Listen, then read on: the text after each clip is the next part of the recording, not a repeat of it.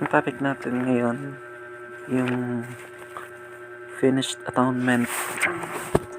Ano ba pag narinig mo yung word na atonement, ano yung unang sumasagi sa isip mo? Ano ba ang atonement? Katubusan ba? Katubusan.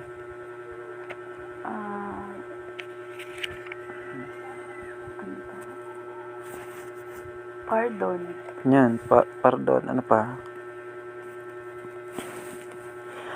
Pero ang pinaka-exact na na meaning ng atonement ay pagbabayad sala.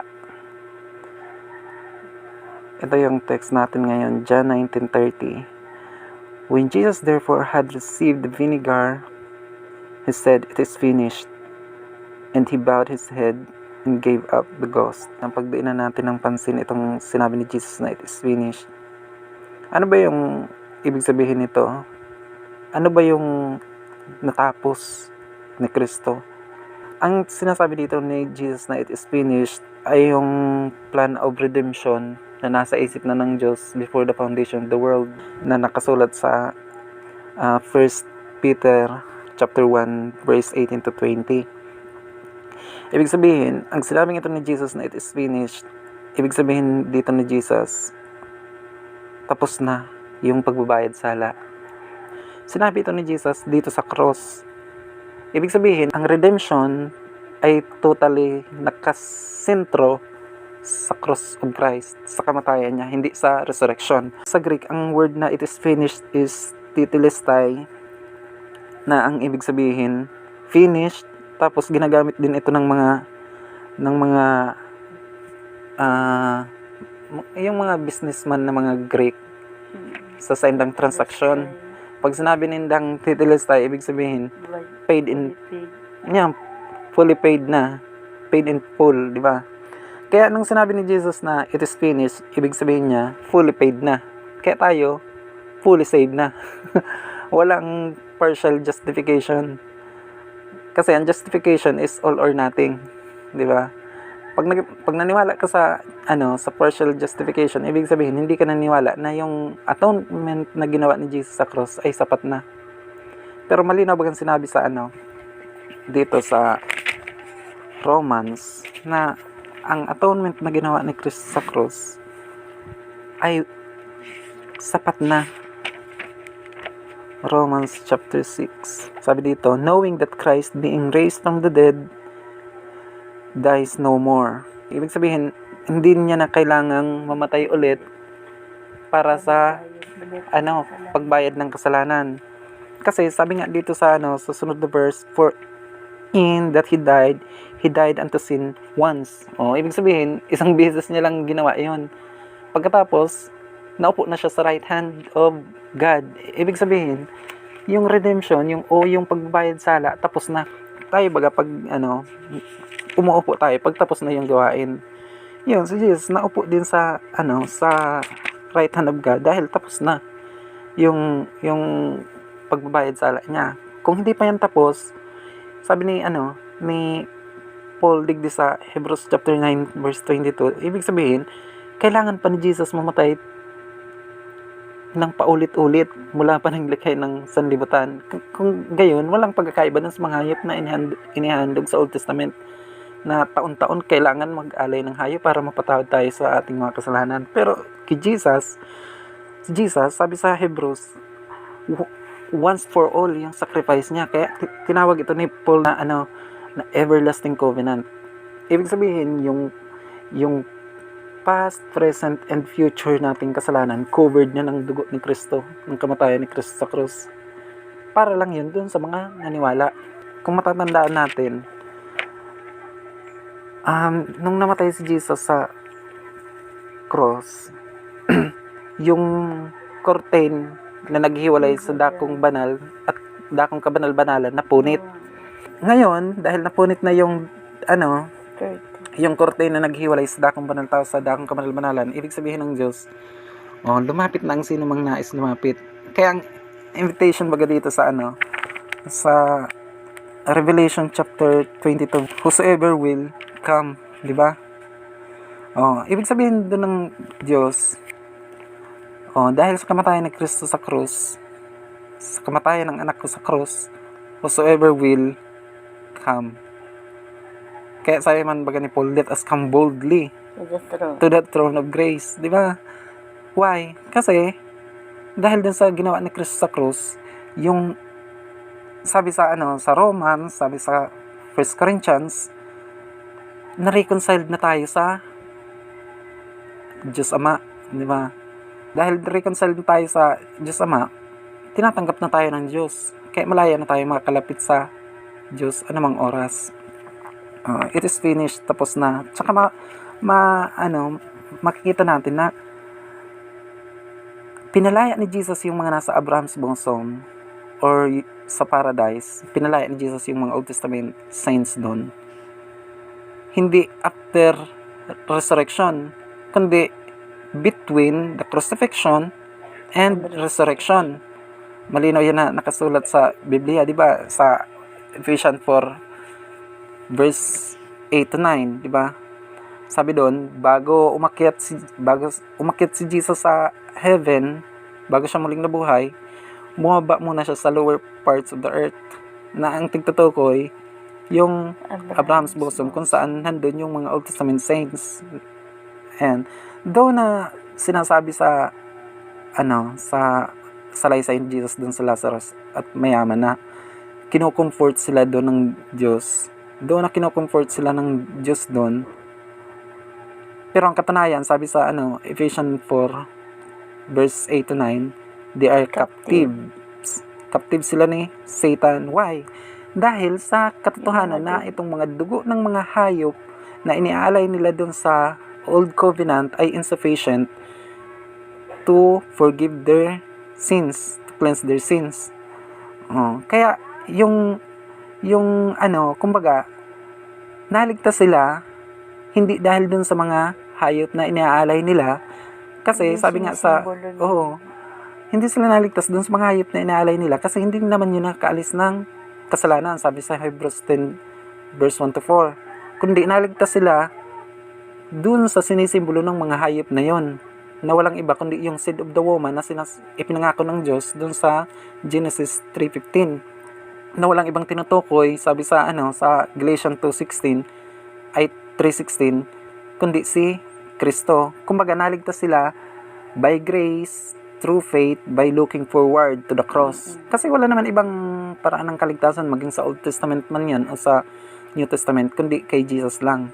Ang Old Testament saints naligtas by grace through faith, by looking forward to the cross, while the New Testament saints were saved by faith, by looking backward to the cross. Walang ibang paraan ng kaligtasan. Jesus is the only way. Diba? Sabi ni Jesus, I am the way, the truth, and the life. No one comes through the Father except through me. But by me. Diba? Ngayon, sabi ba ni Jesus, bago siya namatay, kung paano daw na si Jonah ay 3 araw, 3 gabi sa loob ng tiyan ng balyena, gayon din naman daw siya. Magkukonsume daw siya ng 3 days and 3 nights sa heart of the earth. Ang tigtutukoy doon na heart of the earth, yung location ng paradise ng Abraham's bosom. Nakatabi lang ng impyerno, di ba?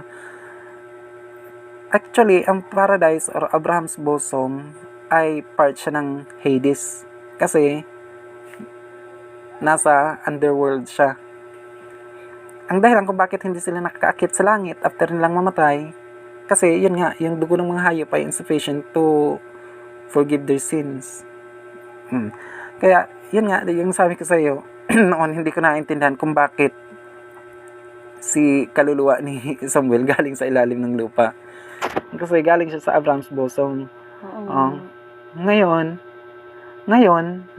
na after bagang mabuhay ni Jesus, sabi doon sa verse 9 ng chapter 4 ng Ephesians, dinala silang lahat sa langit, sa paradise of God.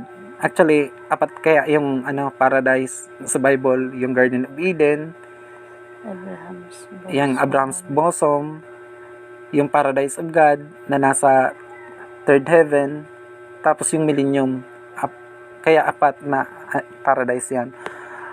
Ang tingsabi ni Jesus dun sa magnanakaw na ngayon din nasama kita sa paraiso, Abraham's bosom. sa Abraham's bosom, hindi sa paraiso ng Diyos, gaya nga ng napag-aralan natin nung nakaraang araw.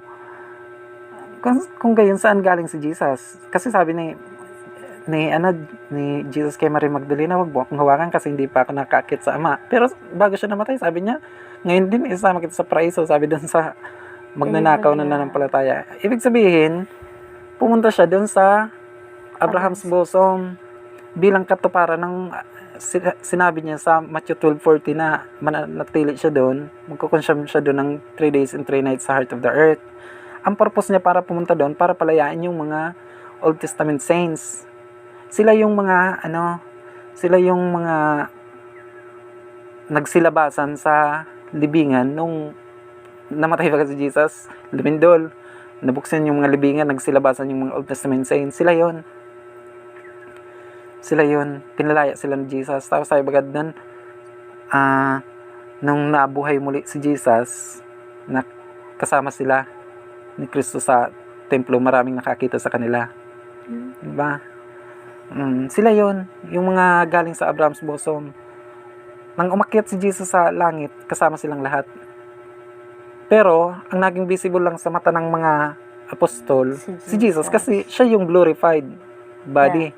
Yun, doon na iniakyat sa langit, hindi pa sila glorified. Kasi magaganap yung glorification sa rapture. Bakit hindi na lang pinalaya ni Jesus yung mga Old Testament saints sa Abraham's bosom after his resurrection, kundi sa pagitan mismo kang crucifixion and resurrection? Kasi yung atonement nga, tapos na dun sa cross, nang pagsabi ni Jesus, it is finished. Finished na yung atonement, yung pagbayad sala. Kasi ang kabayaran ng kasalanan, kamatayan. Nung namatay si Jesus sa cross, di bayad na. Sabi sa Hebrews chapter 9, kung walang pag-aalay ng dugo, walang kapatawaran ng kasalanan.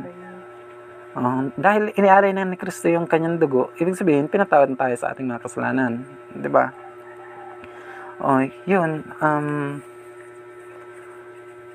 Itinuturo doon na kaya pumunta si Jesus doon sa Abraham's bosom sa pagitan ng crucifixion and resurrection para ituro sa atin, bigyan clarification na yung atonement tapos na doon sa cross. Kaya yung resurrection, totally nakadepende siya sa kamatayan ni Kristo sa cross of Christ. Hindi nakadepende yung kamatayan niya doon sa resurrection, kundi yung muli niyang pagkabuhay nakadepende doon sa kamatayan niya sa cross. Nag-gets mo, love? Ang kabayaran ng kasalanan, kamatayan. O dahil bayad na ni Kristo, walang doubt na yung resurrection niya. Dahil bayad na. Ibig sabihin, kung may kasalanan pa na hindi na-atone doon sa cross, hindi siya maaaring mabuhay. Kaya yung muli niyang pagkabuhay, ang garantiya na yung lahat ng ating mga kasalanan is totally atoned doon sa cross. Kasi ang kabayaran ng kasalanan, kamatayan. Kaya yung kamatayan ni Jesus, yun na yun. Yun na yun ang sapat na. Ano yung mga kaya sabi ni Pastor James Waggart, gaya nga ng post ko kagabi, the finished work of Christ on the cross is the dividing line between the true church and apostate church, and the root of all false doctrines is misunderstanding of the cross of Christ. Tama yun. Kaya nagsilitawan yung mga false doctrines dahil sa misinterpretation sa cross of Christ. Hindi sila naniniwala na complete na or finished na yung atonement dun sa cross. Kaya dahil hindi nila yan naunawaan, nagkaroon sila ng mga iba't ibang doktrina. Ano yung mga false doctrine na hayagang sumasalungat sa finished work of Christ on the cross? Ikaw, ano? Prosperity. Gospel. Ano pa? Salvation by works. Yan, salvation by works. Kasi ang salvation by works, ibig sabihin nila, hindi pa tapos yung atonement dun sa cross, kaya dinadagdagan nila. Hindi sila naniniwala na yung sacrifice ni Jesus sa cross is once for all. Kaya dinadagdagan nila. Kumbaga, inaambagan nila. Ang kaligtasan, walang ambag ang tao. Faith lang. Di ba? Ang faith, pagtitiwala yan sa... Ang isang example niyan, ako, nung high school, ako lang yung marunong mag-drawing sa batch namin, sa classroom eh. Kaya yung mga classmate ko, sa akin nagpapadrawing ng kanilang mga project. Ang faith, ganyan din. Hindi ka nagtitiwala sa sarili mo, kundi naniniwala ka sa iba na may kakayahan. Kaya sabi pa ni Jesus, kasi gustong maging disciple ko, let him deny himself. Ibig sabihin, huwag kang mag-rely sa sarili mong lakas, kakayahan, abilidad. Hindi, magdepende ka sa Diyos. Tulad ng bata. Kaya sabi ni Jesus, maging katulad kayo ng mga bata. Ang ibig sabihin nun, maging dependent ka mo sa Diyos tulad ng mga bata na dependent sa kanilang ina. Diba? Yan, salvation by works. Kasi paniniwala nila, gaya nga ng sabi ko kanina, ang paniniwala nila is partial justification. Partial kasi hindi pa sila naniniwala na na ang atonement ay finished na. Di ba? Kaya dinadagdagan nila. Malinaw na sinabi sa Bible na ang kaligtasan ay by grace, through faith alone, apart from works, apart from the law. Without the deeds of the law, sabi sa Romans 3:28, di ba? Not by works of righteousness, sabi sa Titus 3:5. Di ba? Ano pa? Itong Jesus died spiritually doctrine ng Word of Faith movement. Ito, hayagang salungat ito sa finished work of Christ on the cross. Kasi, sinasabi nila na yung kamatayan daw ni Kristo sa cross ay greatest miseries in the past, ng greatest defeat. Kaya sabi ni Kenneth Copeland, yung kamatayan daw ni Kristo sa cross, hindi nakaka-atone ng kasalanan. Grabe, blasphemy. Ayan, ano ba yung channel ng Word of Faith movement? Yang TBN, yang Trinity Broadcasting Network. Sabi man ni Joyce Meyer, hindi mo nga mabasa ito sa Biblia, itong sinasabi kong ito, maliban na ipaunawa sa imo kang Espiritu Santo, maliban na i-reveal sa iyo ng Espiritu Santo. Tama siya na hindi mabasa sa Biblia yung teaching nila, kasi wala naman yun sa Biblia. Imposible man na yung pinaka-importanting bagay hindi nakasulat sa Biblia. Di ba? Ang katuruan kasi ni Joyce Meyer, ni Kenneth Copeland, sino yun? Si Hagan, yung spiritual father ni Joseph Prince, si Hagan, nakalimutan, Kenneth Hagan yata yun. Yun ang yung paniniwala nila na teaching nila na si Jesus daw nung namatay sa cross ay nung nasa cross siya naging sinner siya. Kasi misinterpretation nila dun sa sinabi sa 2 Corinthians 5:21 na yung sabi ni Paul na he who no sin became sin for us. Na ang tigtukoy doon, kung titingnan mo sa Greek, yung sin na sinasabi doon, yung pangalawang sin na sinasabi doon ay sin offering. Kaya sa NLT, ang nakasulat, sin offering. Hindi naging sinner si Jesus sa cross. Kasi nga, sa Old Testament, ang typology ni Jesus, yung mga hayop. Yung mga hayop na inahandog sa Old Testament without blemish, without spot, and holy before their death and after their death. Kaya paano sabihin ng mga Word of Faith movement na si Jesus naging sinner doon sa cross? O dahil naging sinner daw si Jesus doon sa cross, nung namatay daw siya, yung kaluluwa niya napunta sa impyerno. Doon daw pinahirapan ng mga demonyo si Jesus sa loob ng 3 nights and 3 days. Pagkatapos sinabi daw ng Diyos sa langit na enough. Pagkatapos huminto daw yung mga evil spirit sa nagpahirap kay Jesus, tapos na-born again daw si Jesus doon sa sa hell. Yung paghihirap daw ni Jesus doon sa hell, doon daw binayaran ni Kristo yung ating mga kasalanan. Ibig sabihin, tinuturo nila na ang atonement wala doon sa cross, kundi doon sa paghihirap ni Jesus sa hell. Ang katunayan nga ni, mayaman sa Bible talaga yan, sabi nindang anta, si Jesus, nung namatay siya, dahil man siya napunta doon sa hell. Pumunta siya doon sa Abraham's bosom. Diba? Pagkatapos, pumunta naman siya doon sa Tartaro, kung saan nakabilanggo yung mga fallen angel. Tapos, sabi doon sa, sa 1 Peter, 3:18 to 20, nag-preach siya doon sa mga fallen angel na yon. Kung ano yung sinabi niya, hindi natin alam. Pero ang Biblia nagbigay ng clue. Ang preach doon sa Greek ay keroso. Ang Greek ng pag-evangelize, pangaral ng gospel is evangelizo. Hindi evangelizo yung ginamit ni Peter doon, kundi keroso. Na ang ibig sabihin, pronounce something. Kasi wala mang kaligtasan sa mga angel. Kaya sabi sa Hebrews, ang sacrifice ni Jesus sa cross para lang duman sa mga Adam's fallen race. Hindi para sa mga angel, kasi walang kapatawaran ng kasalanan sa mga angel.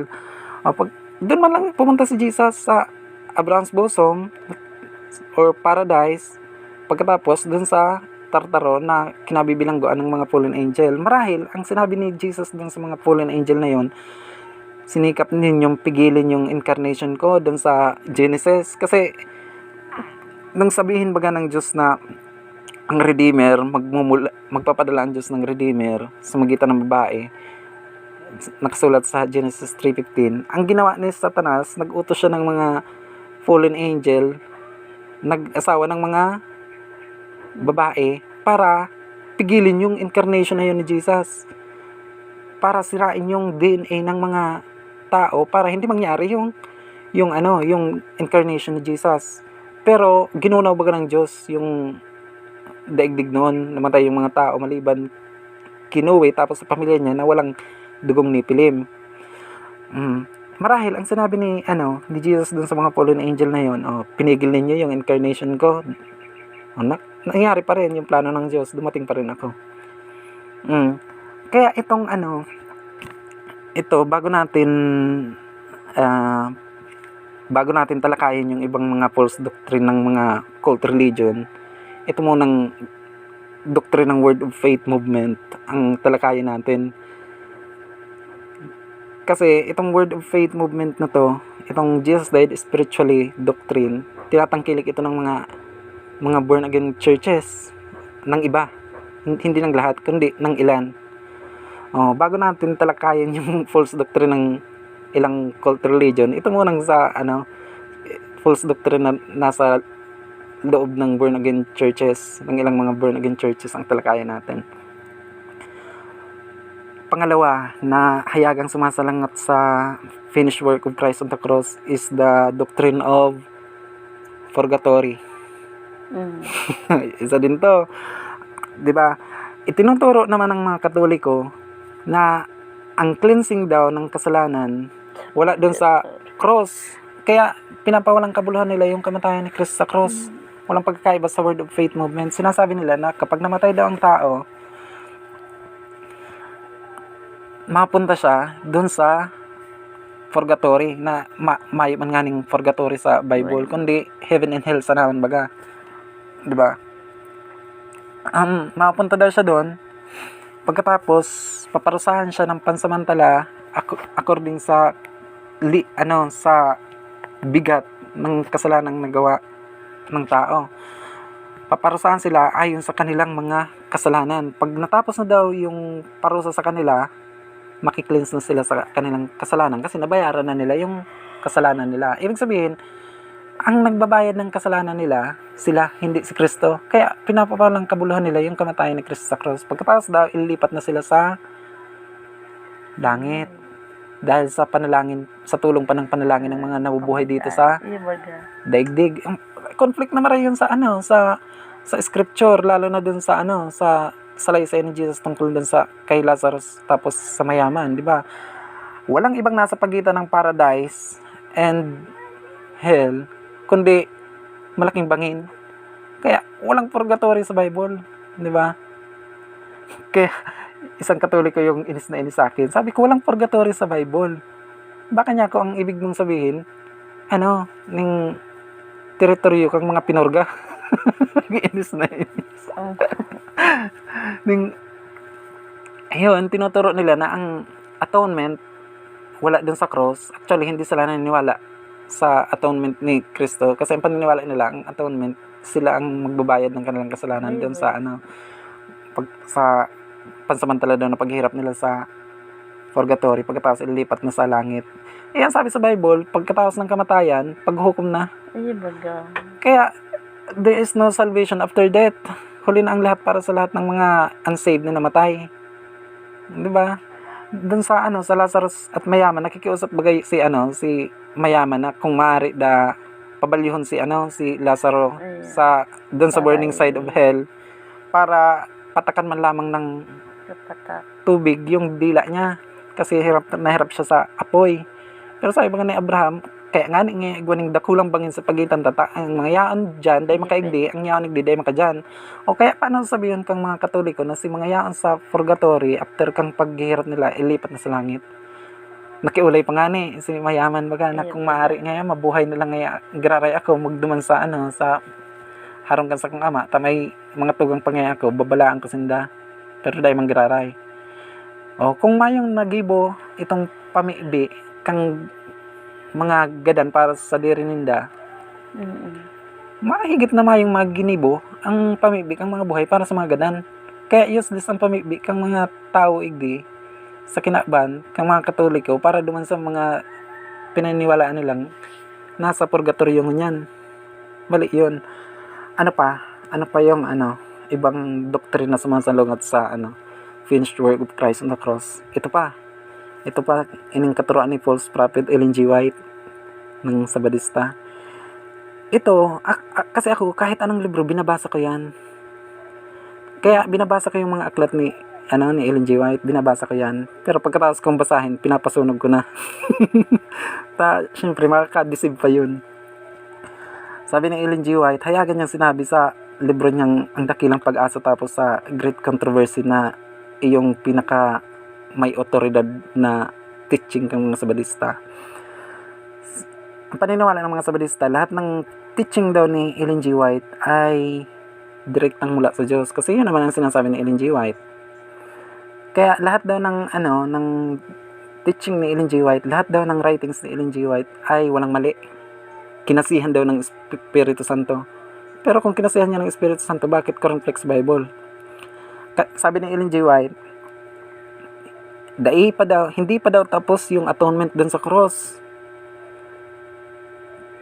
Ibig sabihin, yung sinabi ni Jesus na it is finished, tig twist niya, hindi pa daw tapos. Ayan, word for word na sinabi niya sa aklat niya na hindi pa daw tapos yung pagtubos doon sa cross. Ngunyan, sabi niya, matatapos lang daw ang atonement na yan pag mabalik na si Jesus. Kasi katuruan niya, nung umakyat daw si Jesus sa langit, pumasok siya sa dakong banal para mag-iwisik yung dugo niya para sa kapatawaran ng kasalanan ng mga Sabadista. Pero ang katunayan, hindi naman daw napapatawad yung kanilang mga kasalanan ng pagwisik ng dugo ni Jesus doon sa dakong banal. Maalis lang daw yung kasalanan nila kapag pumasok na ulit doon si Jesus sa dakong kabanal-banalan ng Heavenly Sanctuary. Matapos lang daw yan, balik na si Jesus dito sa daigdig. Samantalang napakalinaw na sabi sa Bible na tapos nang pumasok si Jesus dun sa sa Heavenly Sanctuary. Sabi baga sa Hebrews, kailan sinulat yung Hebrews? 70 AD. Tapos sabihin ni Ellen G. White, hindi pa daw tapos, continue pa daw na winiwisik ni Jesus yung kanyang dugo para sa kapatawaran ng kasalanan.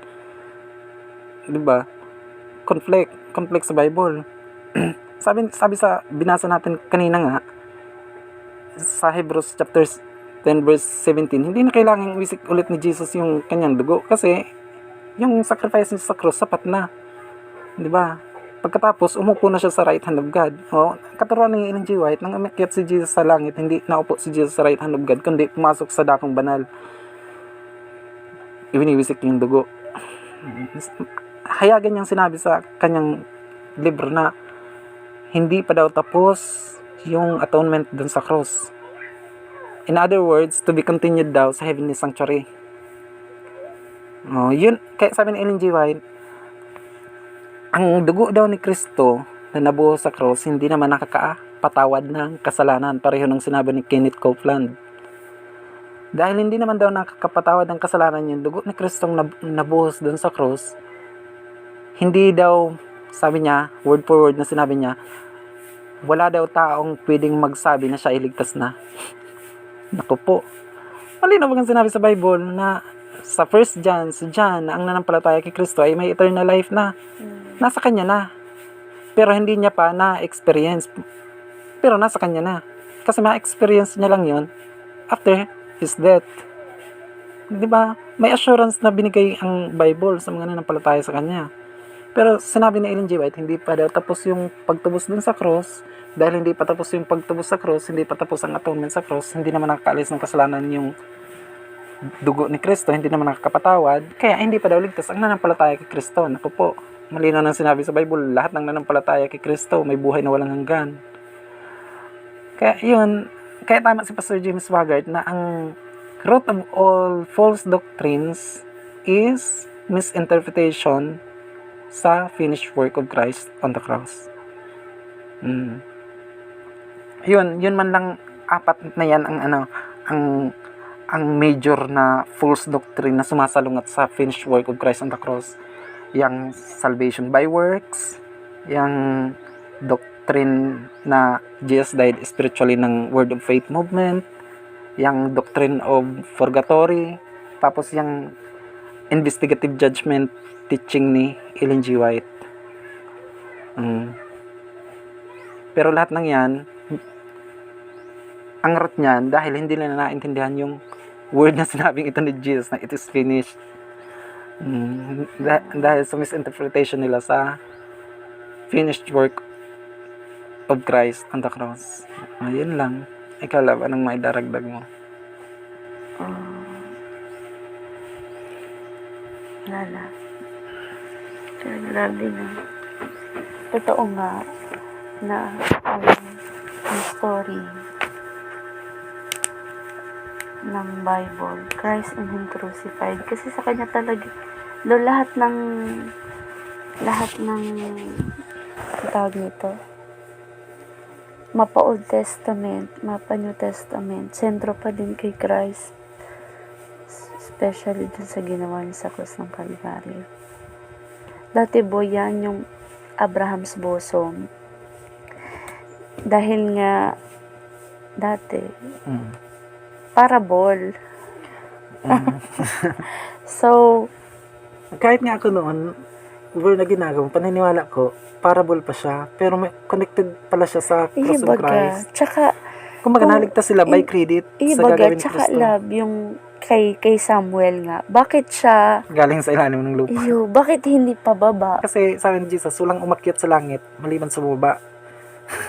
Ibig sabihin, walang umakyat sa langit na glorified body na or Old Testament saints, maliban lang kina Moses, Elijah, tapos kay Enoch. Kasi nung transfiguration baga ni Jesus, sinugo ng Diyos yung dalawa, si Moses tapos si Elijah. Ibig sabihin, doon na namatay si Moses, yung spirit niya, dinala sa langit. Pero si Abraham na sinasabing father of faith, Samuel, and all prophets, nasa Abraham's bosom.